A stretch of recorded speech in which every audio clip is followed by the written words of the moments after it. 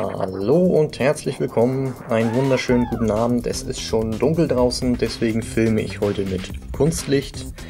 Und ja, diesmal ist es mehr oder weniger eine Videoantwort zu meinem eigenen Video Canon Legria HFR 306 Fazit.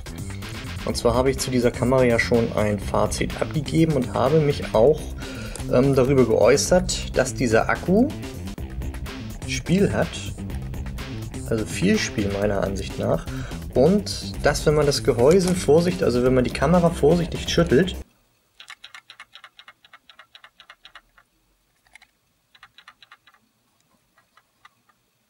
von links nach rechts,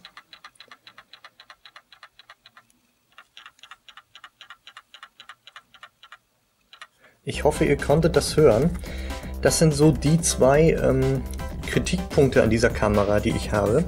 Alles andere war sehr positiv, Bildqualität und auch Bildstabilisator ist einwandfrei, also sensationell geil, muss man quasi sagen. Und ja, diese zwei Negativpunkte, da würde ich gerne mal wissen, ob das jetzt wirklich nur bei mir ist, bei meiner Kamera, oder ob ihr auch dieses Geräusch habt. Das mit dem Akku da könnte ich noch mit leben, aber dieses Geräusch in der Kamera selbst, das finde ich nicht gut. Das macht mir Angst, möchte ich mal sagen. Und ja, wie gesagt, ich würde einfach diesmal gerne von euch wissen, ist es bei eurer Kamera auch so? Und das betrifft jetzt nur die Legria HFR 306. Alle anderen Camcorder sind mir gerade Schnuppe, sage ich mal. Es geht mir nur um die Canon Legria HFR 306. Da würde ich gerne wissen, ihr könnt auch gerne schreiben, was ihr zu dem Spiel vom Akku haltet, auch zu der Laufzeit, die war ja auch sensationell schlecht, die Laufzeit. Und ja, einmal das Klammern, denn das macht mir beim Film wirklich Angst. Angenommen, ich würde mal eine Action-Szene drehen wollen und bin da, ne, ein bisschen, ihr wisst ja selbst, wie ich das meine. Ich glaube, ich hätte Angst, dass die Kamera dann innen drin kaputt geht. Also, ist es bei euch auch so?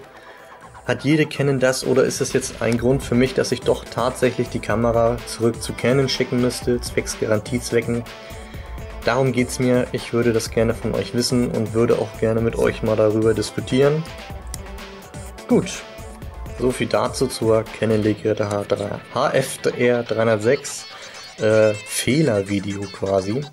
Und am Ende des Videos würde ich mich auch freuen, wenn ihr einfach mal das Intro abwartet und dort in meinem anderen Kanal meine Videos besucht. Und ja, das war's von mir. Vielen Dank an euch, meine Abonnenten, und auch an die, die sich sonst dieses Video jetzt bis zum Ende angeguckt haben. Das war's von mir. Vielen Dank und auf Wiedersehen.